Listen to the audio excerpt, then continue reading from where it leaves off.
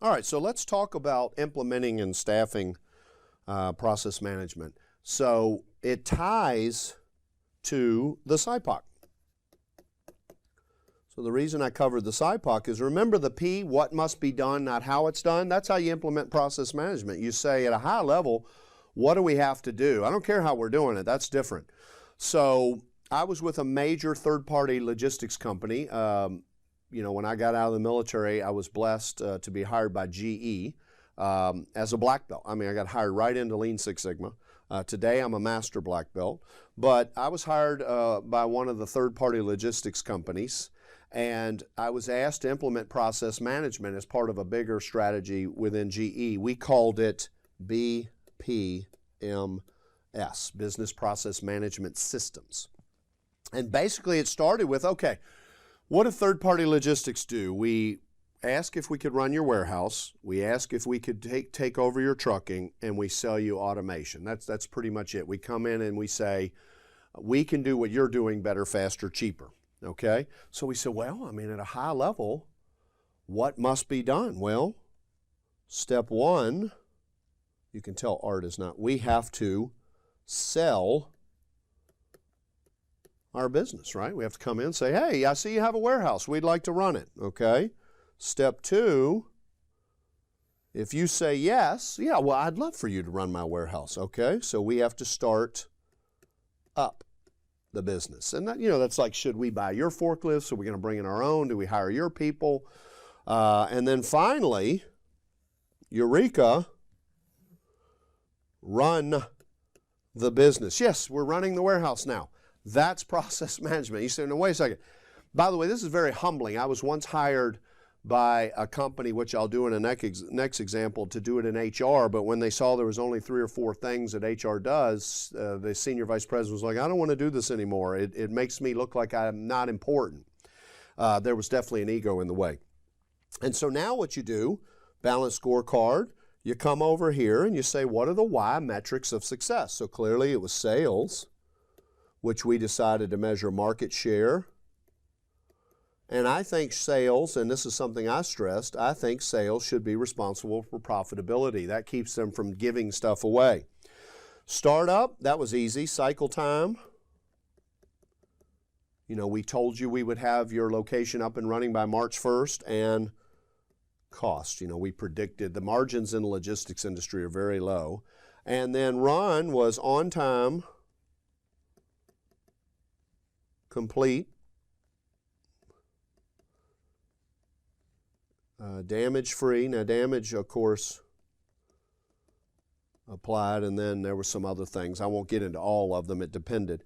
All right, so that was basically, now here's the cool thing. I set up, we called this Business Process 1.0. And I set this up, I led that team, and we basically began to meet for the next 90 days and identify what are the subs. So you can now do a SIPOC for each one of these. And we said, well, to sell our business, we need to ID potential customers, right? Hey, I see a warehouse over there. We need to pitch them our services, right? If they let us in, we need to price the deal. And if they like it, we need to close it. And these all become X's to the Y. So in one example here, this is why I love process management. We knew, remember I talked about lagging? These are all lagging. You become a much more proactively managed company when you can say, this is what we knew. We knew that we had to identify 100 new customers a month so that we could pitch, I forgot what the number was, you know, like 45 of them. Pitch means try to get them to have us in so that we could price at least 32 of those. And if we could close 18, I'm making the numbers up, by the way, it's been a while, but we knew that market share would be above 17%. So think about it. How do you staff? We put an SVP in charge of this, and he had a master black belt on staff so that we could do continuous improvement. And basically, he could call up marketing or a marketing person. That's the other thing I love about process management. I don't need marketing. I need people who are good at identifying customers. And you may find, you know what, I don't need a marketing grad from a university. I need someone who's been selling gym memberships for the last 4 years successfully. One of the things we found is when we did this, we realized, stop saying we need a salesperson. We need a person that's good at talking to people and pricing deals. And as a result of this, one of our best salespeople was a former finance guy. We pulled a guy out of finance. He said, listen, I'm going to leave. I'm tired of doing this. I don't want to be in a cube every day. He was so good at pricing deals. We said, why don't you try being a salesperson? And he ended up becoming one of the best salespeople just by thinking about what must be done, not how it's done. But basically, he knew, mid-March, let's say it's March 15th, and you've only identified 32 customers, you already know you're not going to make that 17%. And you could then proactively try to manipulate some of these other metrics. Or you might throw a bunch of money at that group and say, here's an ad campaign budget. So that's the power of process management. And then we staffed an SVP here.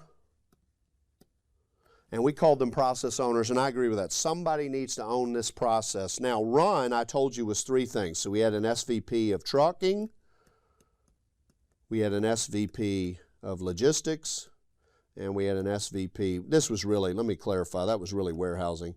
And this was an SVP of automation. I also, by the way, I helped implement the X's here. When we did this session, we did it out of Atlanta, and we got these 2 teams together, and they came up with 36 X's that they thought drove those Y's. And then what we did was for 120 days, all our logistics accounts manually collected those 36 X's. We put them into Minitab. Only 6 had any correlation whatsoever to these metrics. And I mean, again, just think of the learning organization you become. And of course, any of you in analytics and you're collecting this data, isn't that a huge sigh of release? That's 30 metrics you don't need to collect anymore. But I loved working for this company because it was such a proactively managed. We were never in crisis mode. We were never stressed out. We were never caught off guard. And we were a very successful third-party logistics company. So that's how to kind of set up and run BPMS or process management. Again, it starts with saying, though, what must be done, not how. And I'm going to show you that in the next example.